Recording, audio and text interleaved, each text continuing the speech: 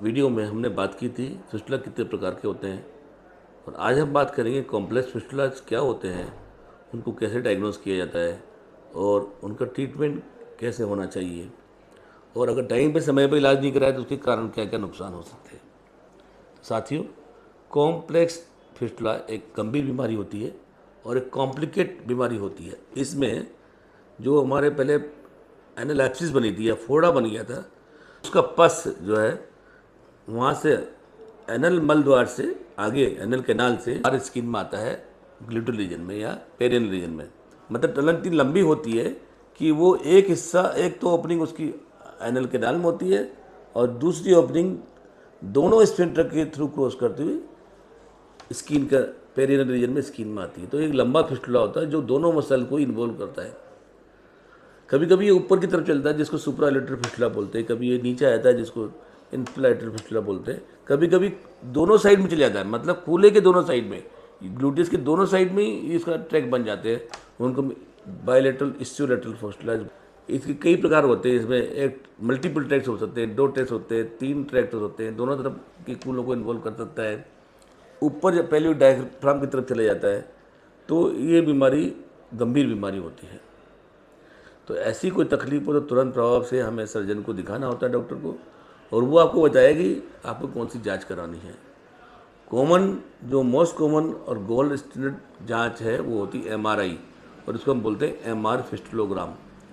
ये ऐसी टेक्निक है जिसमें कोई रेडिएशन यूज़ नहीं होता है। 3 डायमेंशनल असेसमेंट करता है आपका ग्लूटेर, एनल एंड पेल्विक रीजन का।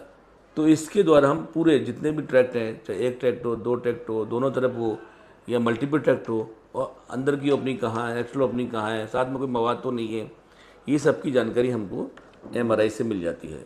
तो जो मोस्ट कॉमन और मोस्ट सुटेबल डायग्नोस्टिक टेक्निक है वो है एमआर फिस्टुलोग्राम।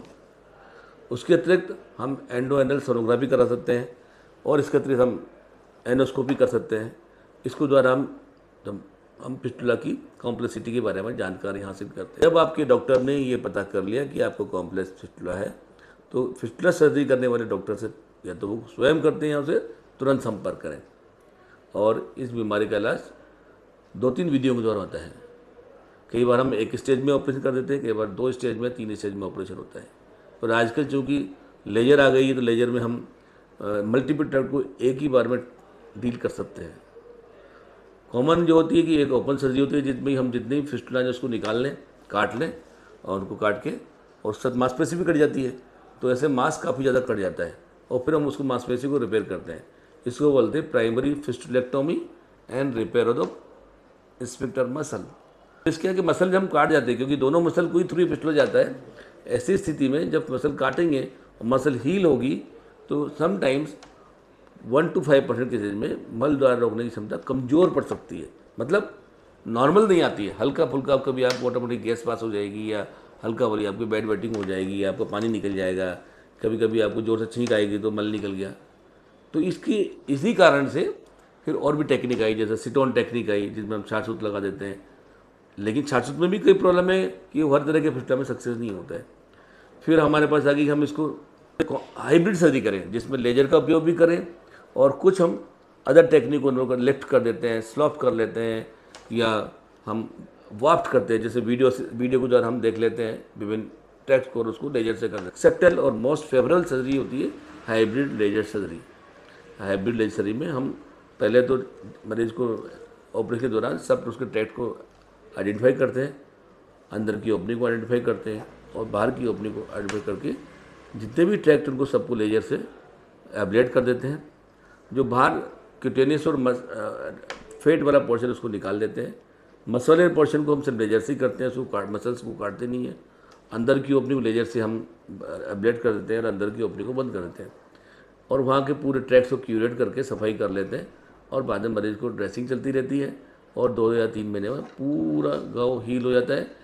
लेजर सर्जरी द्वारा 90% केसेज में एक ही सीटिंग में ही पूरा काम हो जाता है कॉम्प्लेक्स फिस्टुला में, पर 5 से 10% केसेज में आपको 3 महीने बाद हम फाइनल कॉल लेते हैं कि 3 महीने में घाव नहीं बना तो हमें सेकंड सर्जरी की आवश्यकता भी पड़ सकती है।